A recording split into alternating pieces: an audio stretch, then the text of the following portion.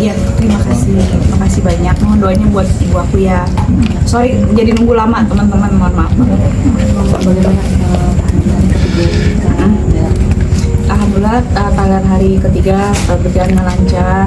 Alhamdulillah banget, banyak saudara-saudara bahkan teman-teman lama yang hadir gitu ya, baik teman-teman saya Ciki maupun teman-teman almarhumah ibu saya dan ayah gitu. Jadi kayak melihat mereka berkumpul tuh, saya berharap almarhumah ibu saya yang masih di sekitar sini yang menyaksikannya juga turut bahagia gitu, apalagi udah lama gak ketemu.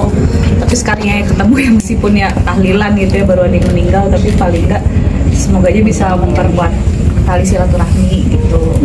Kayak gitu sih ya. Kalau rasa duka pasti masih ada, itu nggak akan pernah hilang ya gitu. Tapi ya harus belajar ikhlas, pelan gitu. Yang penting ya doanya yang jangan pernah putus aja untuk almarhumah ibu saya. Jadi cuma ini deketin saya nih. Ini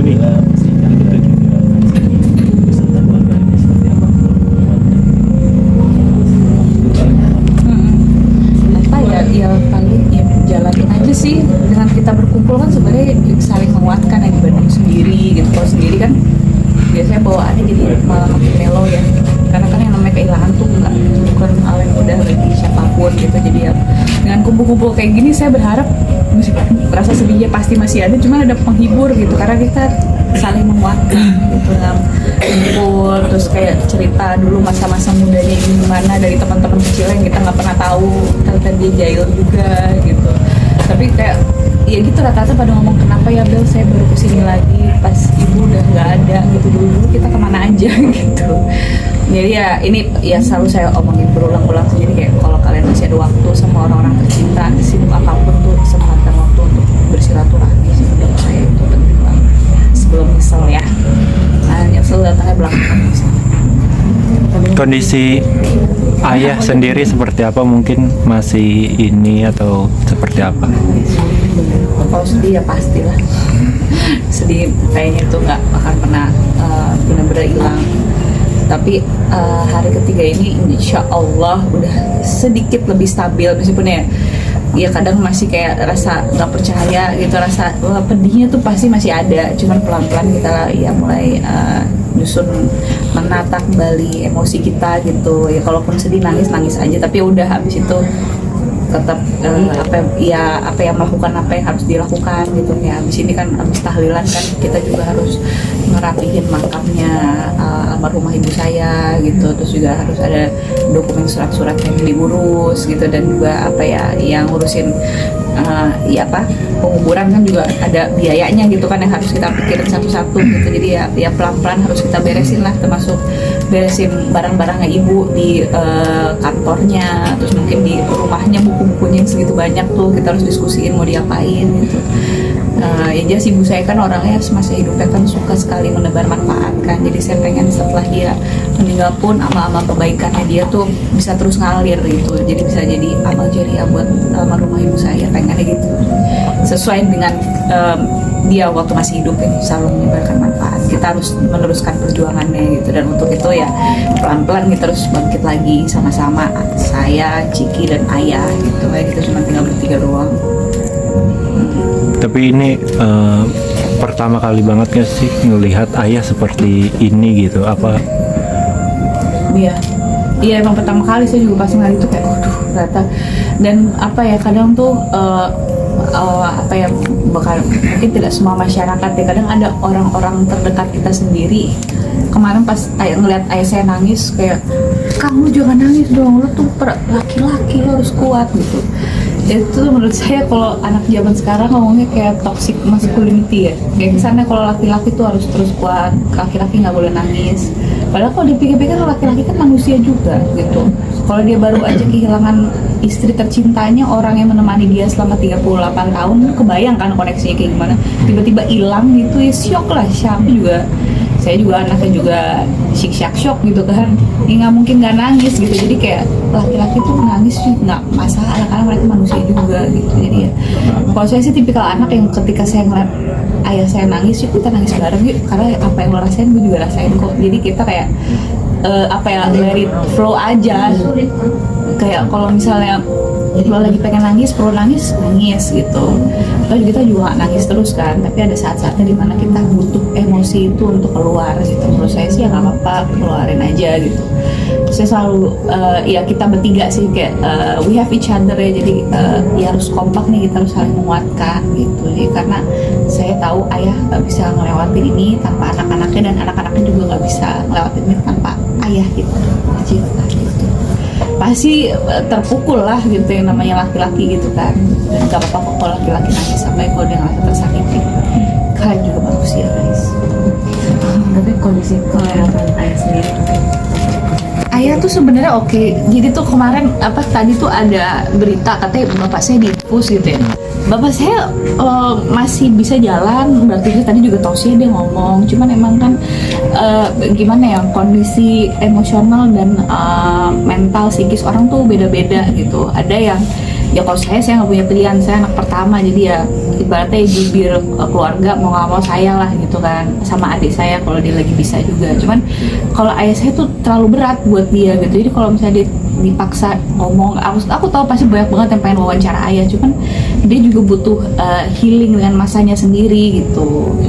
Ya doain aja bapak saya sehat. Alhamdulillah dia nggak diinfus sih. Ya kalau lemas pastilah makan nggak enak, tapi sekarang udah dikit-dikit udah mau mulai makan gitu.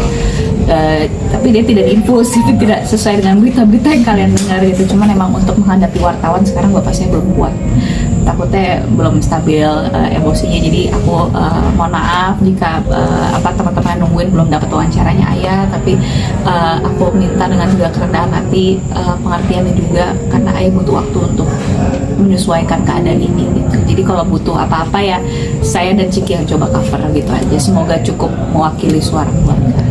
Atau adik-adik ibu saya juga bisa ditanya kalau emang mereka bersedia. Itu berat soalnya buat ayah saya tuh paling berat tuh suami gitu. Beda lah sama anak gimana. Pasti kalian ngerti lah.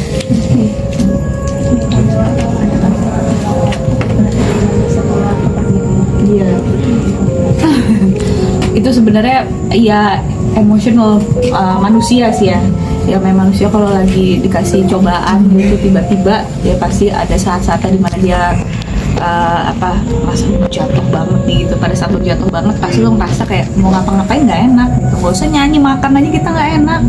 Apalagi waktu hari pertama ibu saya meninggal tuh semua kayak mimpi gitu kan, adik sama bapak saya ngeraung-raung gitu kan, kayak wah ini ya berat tapi emang harus dilewati gitu, dan pasti kondisinya tidak akan sama seperti waktu almarhumah ibu saya masih ada gitu ya, pasti akan ya berbeda tapi ya harus dilewatin gitu. Jadi ya mungkin waktu ayah saya ngomong gitu tuh emang pas dia lagi ngerasa hancur-hancur ya, karena selama ini kan ya istrinya yang selalu jadi penyemangat dan pendamping dia gitu kan.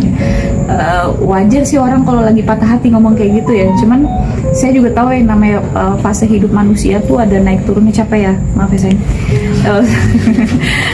Yang namanya fase hidup manusia tuh ada naik turunnya. Jadi ya pada saat bapak saya lagi turun keluar kalimat seperti itu, dia udah nggak mau nyanyi lagi, ya pasti akan ada saat dimana dia mungkin mulai berusaha untuk membiasakan diri dengan kondisi ini dan pelan-pelan beraktivitas kembali. Jadi itu proses aja sih menurut saya. Dan ya kalaupun dia nggak mau nyanyi lagi, saya nggak bisa maksa. Tapi kalau dia misalnya mau nyanyi lagi, kita sekeluarga selalu mendukung satu sama lain. Jadi saya akan support apapun yang bikin bapak saya bahagia. Bel, ayah dikaitkan juga dengan kisah Ainun dan Habibie. Gimana ceritanya? Gimana dikaitin? Dikaitin dengan cerita Kisah Kisah cintanya ya. Masya Allah. Iya sih, semoga aja bisa jadi ini ya contoh buat anak-anak millennials dan Gen Z dan Gen A nanti.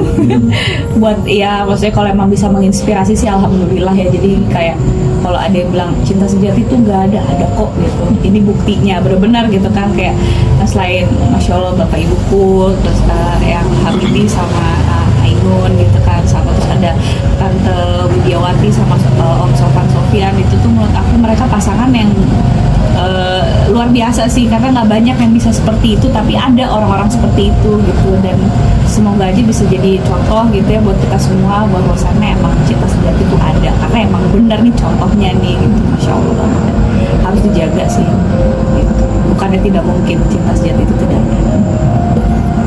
Kehilangan sosok ibunda tercinta, keluarga tercinta ini kan pastinya kan ada rasa rindu ya Mbak. Dari Mbak Bella, Mbak Ciki dan Mas Ikang seperti apa sih untuk mengobati rasa rindunya seperti apa?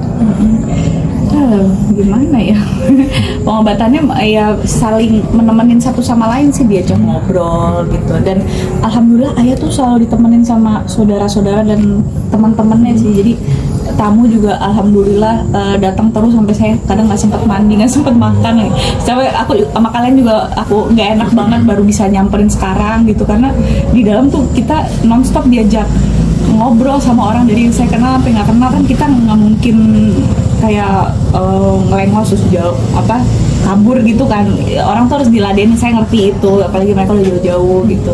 Tapi di saat saya lagi ladenin orang-orang, kalian juga lagi nungguin, jadi tuh kita agak susah sih, emang jadwalnya amburadul banget. Tapi di satu sisi kita juga tahu ini yang menguatkan kita gitu, karena saya berharap ya dengan adanya tahlilan bisa ketemu sama teman-teman media, kalian juga turut mendoakan ibu, dan itu yang bisa menyelamatkan ibu saya sekarang gitu. Dan kalau misalnya tahu di sana dia banyak yang ngedoain, tenang gitu, happy ya harusnya, jadi insya Allah happy husnul khotimah ya, itu yang jadi penghibur kita. Mungkin ibu raganya udah nggak di sini tapi jiwanya sebenarnya masih ada sama kita, dan dia ikut happy gitu kalau ngeliat kita happy. Paling pikiran kayak gitu sih yang sama ibu.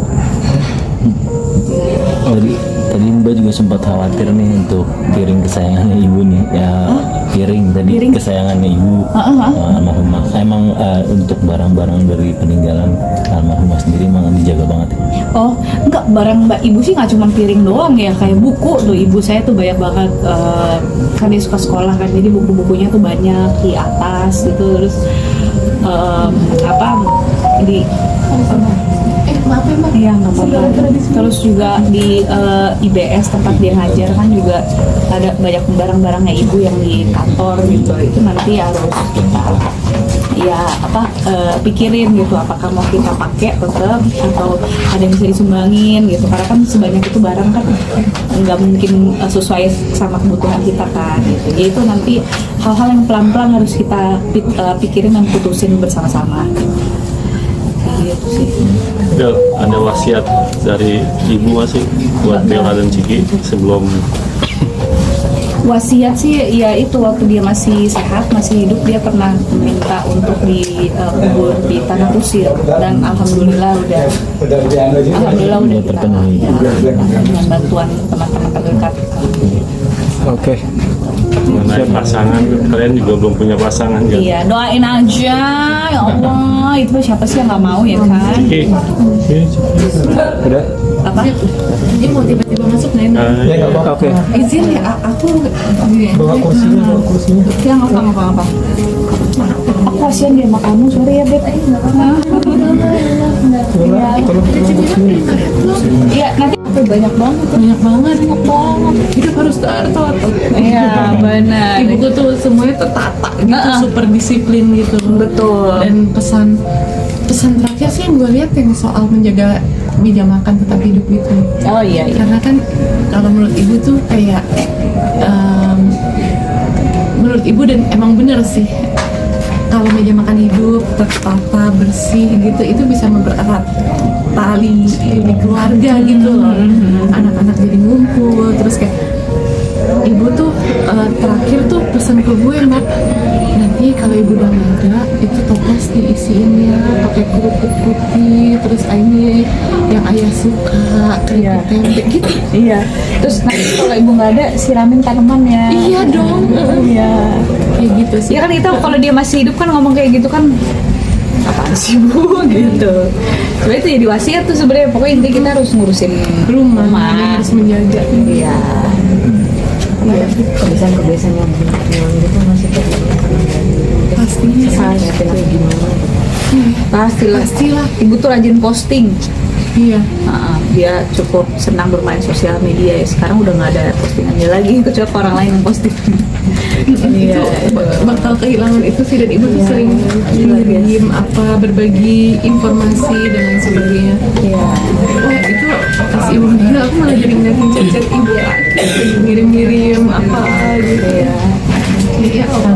ngirim ini, ngirim promosi jualan aku. Reels promosiin kerudung yang aku bikin gitu.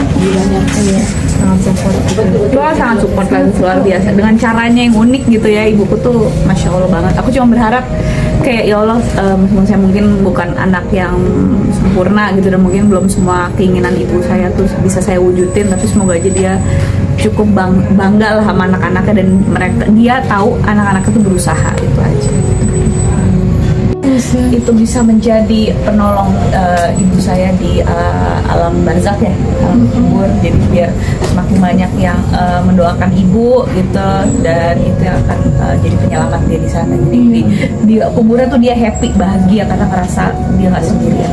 Satu hal yang menarik buat aku tuh, banyak kebaikan ini aku baru tahu ketika ibu tuh udah meninggal. Biasanya gitu ya. Banyak, aduh kayak ya ternyata emak gue baik banget ya. Karena ke anak jujur tegah. Tapi ternyata ke orang tuh baik banget. Iya. Ya kan Dan itu jadi penolong dia. Iya. Boleh ceritain nggak sih Kak? Anak-anak muridnya Ya itu mentraktir namanya anak-anak mahasiswanya. Terus ternyata ada banyak hal yang ibu tuh sering support gitu, kayak UMKM. Terus ada orang jualan pernah dibeli ibu, terus ibu bagikan ke kerabat-kerabat di kampus, yang kayak gitu-gitu. Dia uangnya apa abis buat beliin jualan UMKM atau gimana gitu. Iya. Dan gimana kan kita tuh sebenarnya tiap tahlilan nih khawatir makanannya cukup nggak ya, gini-gini. Makanan nggak berhenti, masya Allah. Makanan tuh ada. Terus ternyata Ibu Matsa tuh pernah mempromosikan jualan saya dan tanpa mengut biaya sepeser pun gitu. Dia sering kayak Itu gitu. tuh banyak ada notes-notes yang menceritakan gimana ibu mempromosikan jualan mereka dan nggak ada biaya sama sekali. Apalagi kalau ada logo halalnya, mak gue paling seneng. Ibu tuh pejuang ekosistem halal banget di Indonesia, Masya Allah, biar toyib, sumbernya apa itu, dan itu prinsip ya, prinsip. Dan ketika ibu nggak ada, aku jadi kagum ada sosok yang begitu sangat prinsipil gitu kayak ibu. Panutan. Amin. Semoga aja bisa jadi panutan buat teman-teman semua ya. Dan kalau bisa datangin manfaat buat orang banyak kan, ibu saya juga di alam sana lebih bahagia. Masya Allah. Itu aja. Masya Allah.